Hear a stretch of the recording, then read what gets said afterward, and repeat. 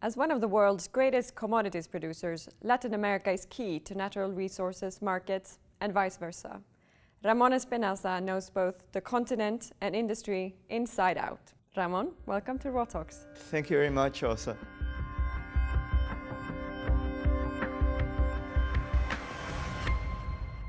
Let's look at the situation today and how governments are reacting to it. Following the latest boom, we do see slower growth in China, the US protectionism, potential increase in the cost of capital. It's not a rosy perspective at first sight for Latin America. How are governments handling that?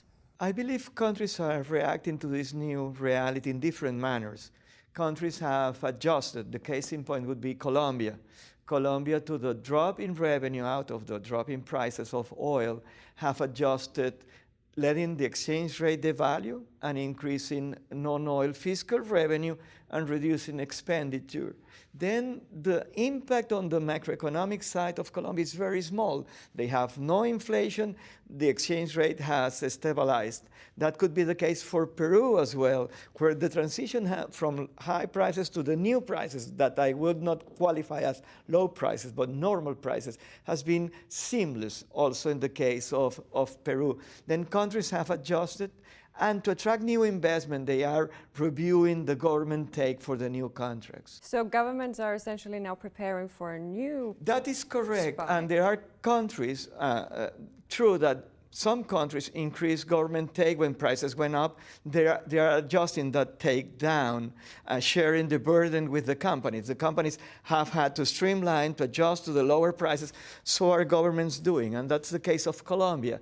Colombia is prepared to lower the royalty rates to attract new investment into the oil sector, and that's the new contracts that are being renegotiated on both sides on very rational terms, adjusting to the new price reality. But when we look at oil prices, there are those that would claim that the lower oil prices are here to stay. If you call this a low price, it is here to stay. I subscribe that position in the sense that you have now, quotes, a new actor in the US. The US has been producing oil for the last 150 years, but now we have a new reality within the US in terms of the industrial organization and the market mechanics when you have the shale producers, because these are hundreds of producers, hundreds of landowners dealing with hundreds of companies prepared to drill for shale, fracture the rocks, and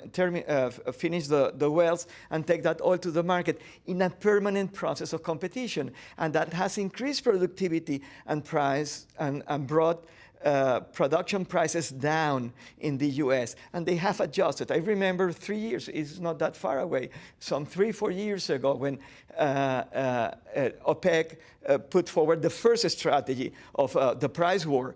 Everyone expected that below 70, the shale areas would not be competitive. And reality has proved those forecasts wrong, because productivity has increased, and now the shale is competitive not at 70 but at $40 a barrel, the more prolific shale basins. Then this price is here to stay. And then I'll get back to the first part of your question in the sense that these are low prices. Again, these are not low prices. These are prices that in real terms are twice as high as they were for 20 years between 1985 and 2005, and are almost 3 times as high as the average price in real terms that we had in the 20th century. Then I contest that this is not a low price. What we had is very high prices in the super cycle, and this was a blessing for the countries. But this new reality is not a calamity either. Let's turn to the industry. Global oil mining companies, they have been strengthening balance sheets, and some suggest the end of the downturn is near. Can we expect a new investment wave in Latin America's extractive industries? Yes, and we can expect a new wave, and that new wave is here. It is happening now. We have greenfield investments in all countries with mining potential in Latin America. I know of new greenfield investments, again, in countries such as Colombia or Peru, even Chile. And I know firsthand from companies that a number of big mine sites in Latin America rank among the first to be developed when the prices get to a certain threshold. Then it is happening. Investment. Which commodities are we talking about? Gold, copper, and the big prospect is for lithium that is still to be developed in large amounts. But for certain, I know firsthand that there are new investments in gold and copper in Latin America. And what about the oil sector? The oil sector also, after 70 years of the sector being close to private investment with the huge reform in 2013, they opened the sector and we have huge new investments in the oil sector in Mexico. And now we have very good news coming out from Brazil in the sense that they changed the institutional framework for the development of the pre-salt. And Shell already announced a potential investment of $10 billion for developing the pre-salt. Then, and Argentina is also opening in the oil sector. There is this large potential of Vaca Muerta with shale oil and gas, but also the traditional fields that had been abandoned when the conditions sharply changed in the early 2000s. Then we have this new environment in Latin America. There are countries that are lagging behind with huge potential. One of them, and perhaps the most important, is Venezuela, that will eventually change and open to private investment as well. What are the main challenges to realize all these projects, the greenfields? That companies believe that there is a stability. I mean, institutional stability is of foremost importance.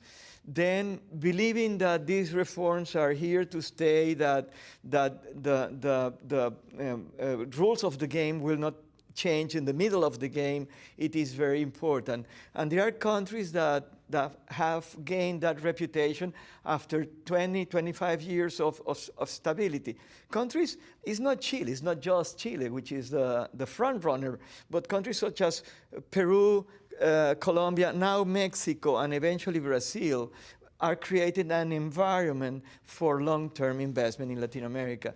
But second to Chile, would say it is for certain Peru, Colombia, and a hidden country in terms of mineral potential, which is Dominican Republic. For me, it was a surprise when in our scope of the initiative we're developing at the bank, at the IDB, was included Dominican Republic. I thought it was just merengue and beautiful beaches, but they have the third largest gold mine on earth, you see, and they have huge gold potential in Dominican Republic. In Latin America in particular, we have seen projects deferred or even cancelled due to troubles at local level. Does this reflect active local participation or poor consultation and poor stakeholder engagement? What, if anything, should be done differently? I think what should be done differently would be to be as clear as possible in the process of engaging the local communities, not hiding anything, explaining what the mining process is about and what the communities can win out of that, how social and environmental safeguards would be respected, and that there is a possibility of acting together, have a win-win process for the mining company and the local communities. 3 weeks ago, I was at a mining site in Colombia, in the Antioquia department. It's a small town called Buritica, 5,000 inhabitants. There is this Continental Gold, a junior Canadian company developing a gold mine. And they have gained the hearts and souls of the population. I mean, they are in favor of what they call clean mining. And they accept the mining activity, and they know how much they can benefit as a community out of that. And that comes of a consultation process that has been carried forward in the right manner. By the company or the government? No, it's essentially the company. The government is also there, and that's the case in Dominican Republic. The town next to the Pueblo Viejo mine is called Cotuí, and we were there, and it's the work that has been, in the case of Dominican Republic, is Barrick, and they have done an excellent work of community engagement, and that can be done, and that works in favor of everyone. And now these companies are subject to scrutiny by their own constituencies in Canada or Australia or the UK, wherever they come from. And they are under permanent scrutiny, and they are forced to do well. And they realize that everyone wins when you do things the right way. Let's explore more in detail the situation in some key jurisdictions in Latin America. Yes. Colombia, huge mining potential. Will peace lead to investments? Yes, it will take time. Declaration of peace is the first step. Now the armed population is surrendering the weapons. It's taking place. And now you have to move into these territories. There is potential, particularly because these territories in where the guerrilla had control of the territory have not been explored. Particularly in East Colombia, there is large oil potential there that needs to be explored for and eventually developed. Then no doubt peace will bring new investment. And also Colombia has three mountains, cordilleras, coming across from the south. And in there is huge mineral potential. In some territories were controlled by the guerrilla, now are being open to exploration and potential. Yes, peace is from different viewpoints, is a big step forward for the country of Colombia. Venezuela, what would be the most effective way to leverage the country's enormous oil reserve? Private capital will be the only way, I am prepared to say that, the only way of recovering the Venezuelan oil sector. The state-owned company, PDVSA, has been demised, and then the country will need to open to private investment that brings along capital, engineering capacity, technology, and access to markets. Brazil. Following the scandal, is Petrobras on the road to recovery? It is recovering. The Petrobras share now is worth twice as it was 1 year ago. Still is 1/5 of what it was 10 years ago, but they have bottomed out in terms of the value of their share, and that is an expression that the proper contention measures have been taken inside the company. Argentina, how significant is Vaca Muerta? Vaca Muerta has huge shale potential. Shell company is already exploring in Vaca Muerta. But beyond Vaca Muerta, Argentina has huge potential in the traditional oil and gas fields, but also in their mining sector, particularly regarding lithium. Chile, the model for good governance, is the title well-deserved? It is well-deserved, and they are testing the title because now mining production has to move south from the desert of Antofagasta in the north to the capital region where the largest reserves are located. Then that will be to be done very carefully with the most advanced safeguards in terms of environmental impact and social consequences, and the better technology to disrupt as little as possible the lives of some 6 million people that live in the capital area or the capital region of Chile. Finally, Peru, exceptional geology both in oil and minerals and sound investment policies.